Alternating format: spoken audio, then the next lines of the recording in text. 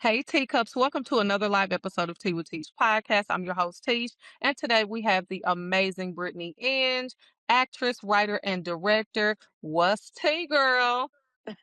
Hey, Teash. I'm happy to be here with Hello. you. Well, honey, I'm glad that you took the time because I have been so delighted and excited for this particular moment. So thank you again for carving out some time for me. Of So I course. wanted to let everybody know. Now you are a Spelman graduate with a BA in music, and you attended Duke Ellington School of the Arts in Washington D.C. Had to have been an amazing experience. What was college life like? Oh my gosh. It was an amazing experience. I really enjoyed when I was at Duke Ellington, I focused on music.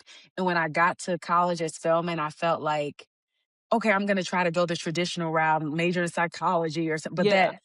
that artist just kept tapping me, and so I still Hmm. ended up majoring in music, and, I had a great time. I was in the glee club all 4 years. I was president of the Spelman College Glee Club. Like, that was my life and my whole college experience. It was great. Girl, because you was a die-hard girly, I'll fall into a lot of different things that they had going on, and Glee Club had to have been bomb, though. Yeah, it was amazing. It was we were like ambassadors for the college, so it was a really cool experience. Okay. So rolling right along to your portfolio, you have been active in TV, film, and also theater. Oh my God. So what has it been like being a theater kid for you? Oh my gosh. Theater is my first love. Yeah. So, it's where I got my start. It's where I really learned how to be an actor. I personally feel like the best actors are made in the theater, Yeah. personally. And so, yeah, it's been everything to me. It's been my training ground, where I've built my network of, fellow actors, fellow Yeah. artists. I'm a theater kid to my core, even today. If we took money out of the equation, theater all day would be my first Okay. choice. All Yeah. right. Well, I definitely want to let the people know. So you can be seen in Elsbeth, Reasonable Doubt, The Miss Pat Show. You have been all over the place. And I want people to understand just how amazing you are. I have watched what you do. And one episode of the Miss Pat Show stood out to me so tough. And it was the scene where your brother's father died. And Our I was Father, like, yeah. "Oh my god, your father, when you floored me, literally, like, you acted so well. It was Thank you. believable. It was believable." And I was just like, "Oh my god." You know, what was that like when you actually got to watch that back once you guys wrapped filming?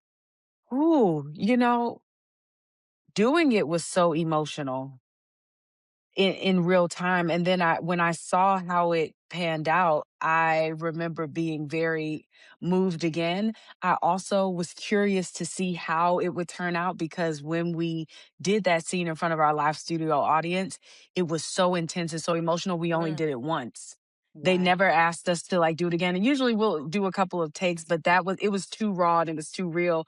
And they were Mm, like, we got it. We got it. And so I was so curious and kind of nervous, like, how is this gonna turn out? They only did one yeah. take of it, but I was Mm. really happy with how it turned out. Very, very proud of the work that Vince and I did to bring that very painful story to life. Yeah. You definitely should be proud of that because that was a moment, and that's what a lot of things on TV are missing, the realness, the raw effect, and that had to have touched a lot of homes. So once Yeah, you find something absolutely. relatable and nail it like that, you guys did amazing. Thank you. Definitely. So you wear many hats, director, actress, and writer. Which one feels the most like your true voice, and which one challenges you the most? Ooh. I would say the one that feels like my true voice is the actor in me. I love being a storyteller. And yes, they're all forms of storytelling, but I like the form that is the most embodied, like where I Hmm. have to step into someone else's shoes and become them to tell the story. Yeah. I'm a big like empath, and I just really love like relating to people, learning their stories, learning their backstories. So the actor in me just loves that form of storytelling. So that's most like my voice. The most challenging one would have to be writing, Yeah. just because I am an actor who enjoys being active and Hmm. having to like to find that time for stillness to just sit and write things out can be a challenge for me sometimes. Uh But yeah, I would say that was the most challenging, but I also love language and I love the written words, so I'm trying to get deeper and deeper back into my writing bag. Okay, and I'm sure you'll get there because, honey, black girl magic, and you definitely rock. So Period, thank you. you're welcome. So, as a black woman creating and telling stories, have you had to not necessarily fight to protect the authenticity of your vision, but really just putting a staple like, hey, this is what I'm gonna do. This is not what I'm gonna do. Like really just putting it on front line. Ooh, yes, I've had to just be very intentional about how I move and how I navigate this industry. When it comes to auditions or getting offered certain roles, if I feel like a project isn't aligned with the stories I wanna tell, with the Mhm. types of narratives I wanna push out into the world, the Mhm. ways I wanna represent and have Black women being seen, I have no problem declining an Mhm. audition or declining a role. I had to work my way up to that confidence, though, to Yeah. say no to certain things, but, yeah, I move with intention. Everything I do in this career, I love what I do, but there's also a purpose behind it. Mhm. Yeah. Okay. So what would you say to anyone that is new to the scene or just really getting their feet wet and they're afraid to say no? Because of course when you get that shot, you're like, you know what? I'm gonna do whatever they want me to do at any time. I'm gonna do it because I don't want to be pushed over that line and I just got in the fence. What would be your advice to them as far as being able to get that particular courage That's a great question. and still feel like they're gonna be called back for another audition? Right, right. I think it's something that's built over time because, like I said, I didn't have it at first. There are jobs that I accepted early on in my career that looking back, I'm like, I would never accept that Yeah. now. Or if I knew then what I know now, I would have said no to that. But Yeah. then it's like, but that was early on. I was still trying to build my resume. I was still trying to build up my credits. And so I think there is an ebb and flow to it. I think if something is just completely against everything that you stand for, I don't care what stage of your career you're at, Yeah. you should feel empowered to say no. And so I guess my advice would be really like scan it through your soul, your moral Mhm. compass. If it Mhm. really is not sitting well with you, say no to it no matter where you are. Now, and then the other side of that is if it's still at the beginning of your career, you probably will find yourself being a little more flexible and that's okay too. Just Yeah. don't be so flexible that you know, take yourself out and into something that really doesn't align with your spirit. Absolutely. Okay, well Yeah. said. So as a writer, do your characters come from pieces of your real life or are they just worlds that you escape into? So as a writer, I'm just getting back into writing this year actually. I used to write a lot more when I was working more independently as an actor. Again, trying to write projects, write roles for myself. And as my acting career picked up, thank God, uh I'm grateful for that, but it left little time for writing. So Yeah. I'm getting back into it now. And I find that I am more of a naturalistic writer. Like Yeah. the things that I write come from people I know or are inspired by experiences I've had, and I find my way into a world through those you know through my own like memories and experiences.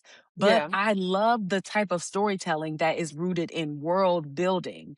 You know Okay. things like Octavia E. Butler books and all the sci-fi that she does, or even if we think about shows that are on right now like Paradise on Hulu, Mhm. like they're building a world and it's a whole new world pun Yeah. intended.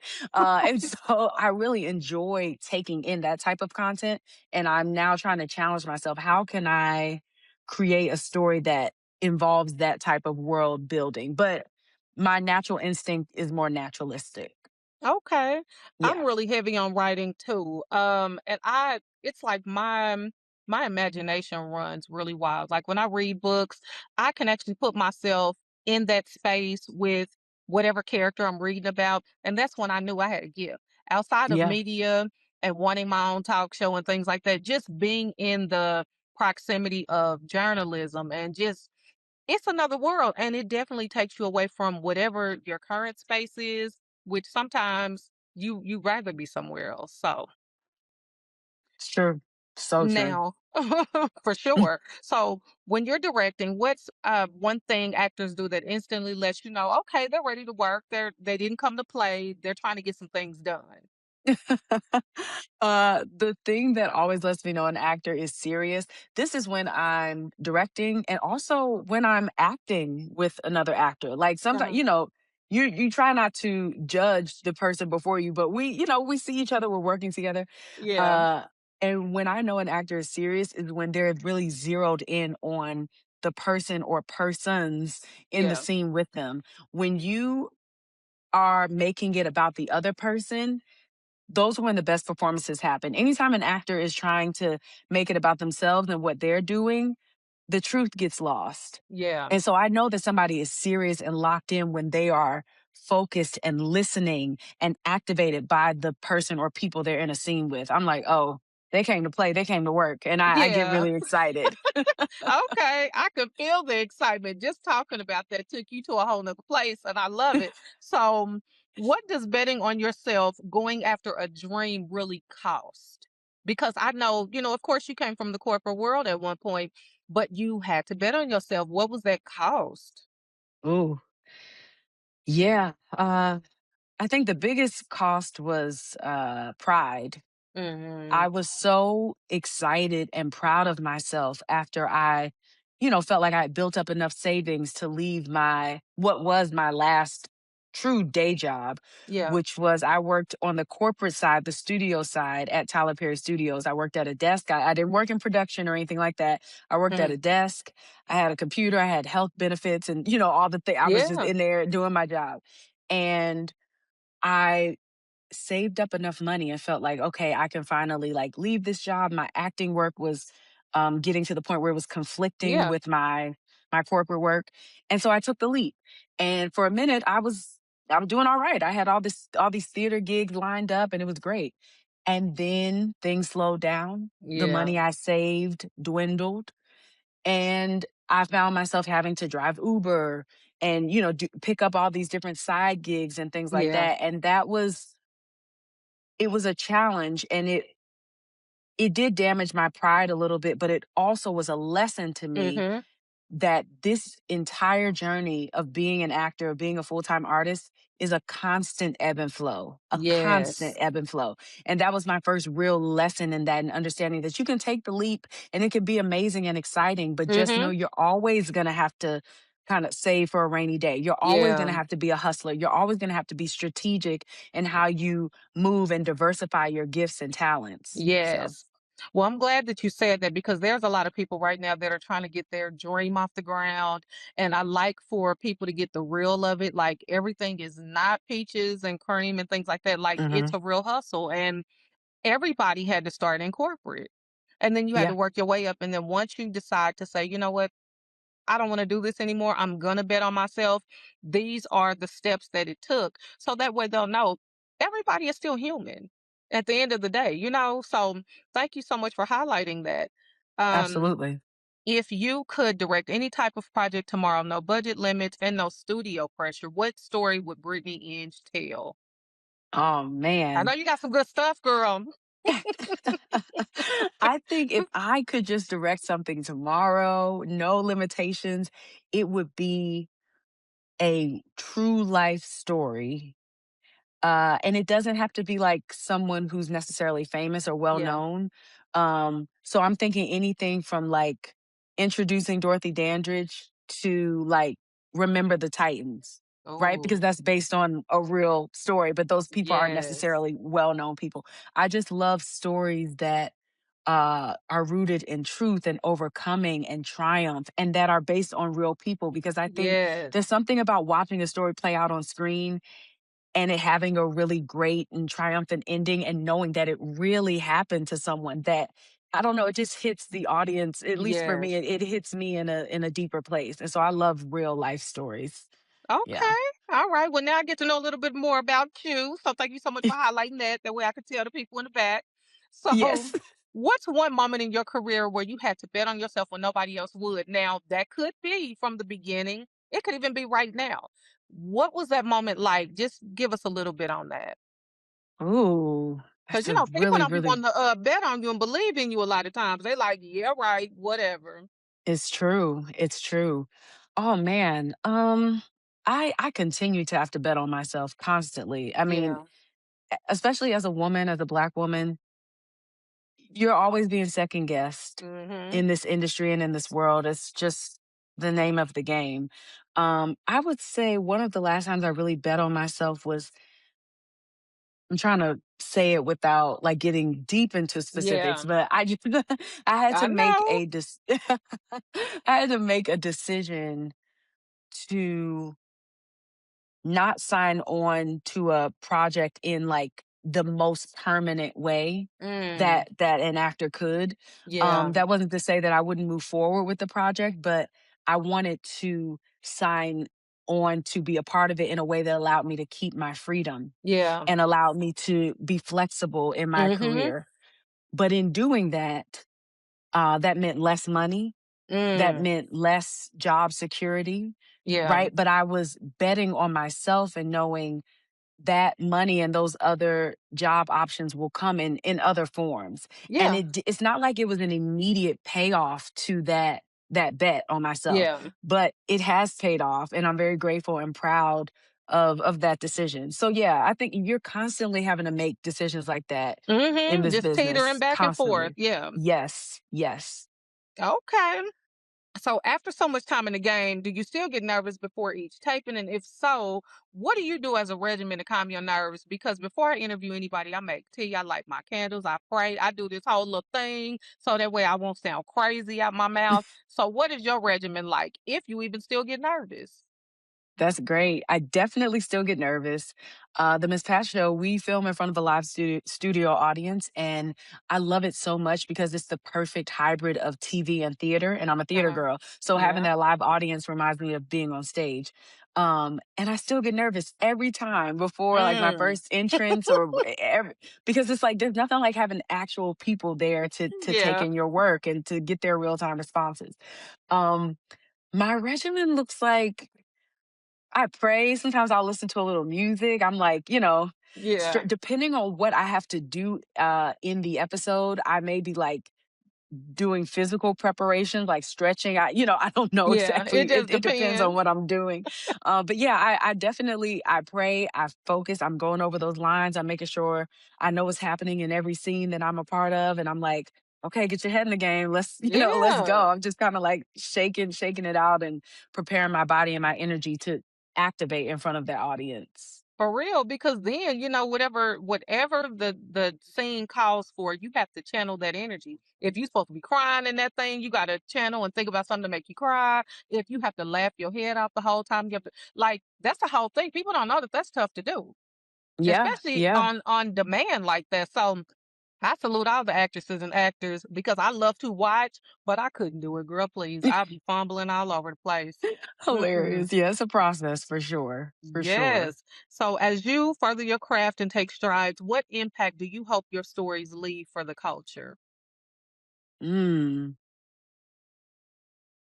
I hope that the stories I have told and will continue to tell um, help people see themselves and help people who may not see themselves see someone they either recognize or feel like they could and would like to get to know. I Mhm. think so much of what we do as storytellers is trying to invite people into worlds that that they may have never been a part of, Yeah. neighborhoods and communities and environments that they would have never put themselves in or been invited into. And so Mhm. I hope that I can just be a conduit, and a vessel to invite people into other worlds and other people's like inner worlds. Yeah. Yeah.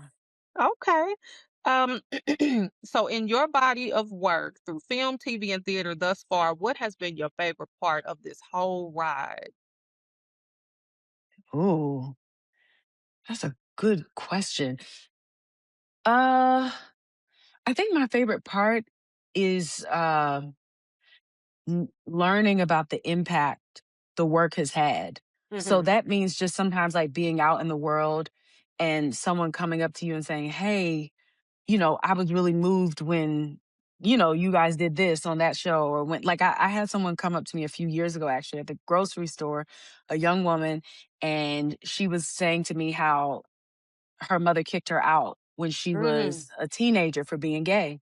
yeah. And now she's an adult, and she and her mother watched the Miss Past show together. Like, they've reconciled and all Yeah. that. And she was just saying that watching Ashley's coming out story on the Miss Past show really unlocked something for her and her mother and allowed them to have some like overdue conversations Mhm. about what went on when she was a teenager. And she was just like thanking me and thanking the show Yeah. for its impact. And those types of moments are why I wanted to be a storyteller in the first place.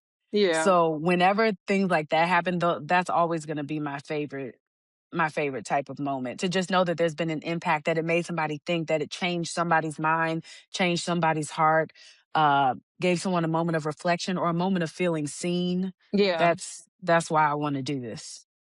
And I think that's why we tap in so closely as a culture because we know that we're going to be able to relate. We know that whatever we can't say out loud, we're going to see it. And then that's going to help us cope on the inside. Um, Hmm. but that is very impactful because there are a lot of younger generations of people that are afraid to talk about coming out and, things like that. And that's a very touchy subject for a lot of people. So, Yeah, amazing for you to, shed some light on that. And I'm sure that made you feel very good just to know that it did something for somebody. So that's what it's all about at the end of the day. absolutely, So, absolutely. what advice would you give an aspiring actor or actress that may have just finished school or maybe just have overthought and said, you know what, I think I'm ready to do it. What would you say to them? I would say that, hmm, one, I would say to keep training. Like, what you Hmm. learn in school is great, but there's always more to learn outside of school, especially like about the business. Yeah. So, like, keep training, find a mentor if you can. Um, but also, if you've gone to school for this and you know this is what you want to do, at some point you just have to take the leap. Yeah. Go get those headshots, you know, expand your network, submit to some agents, and start doing, like, taking the steps to put, pedal to the metal, as Yeah. they Do the say, like, work, put feet you to know? pavement, yes, and do the Hmm. work, and just know that it's a journey. It's gonna be a process. You may get some yeses early. More than likely, you'll get a lot of no's early on. But if you keep going, the yeses will come. And just stay the course. If you love it, if you're doing it for the right reasons, and you really love this Yes. craft, you want to be a storyteller, persist. Perseverance is your friend. Just keep going. Yes. Keep going. Well, thank you. So, if Hmm. Brittany Inge could write one final scene of her own life right now, what would the audience see happening next?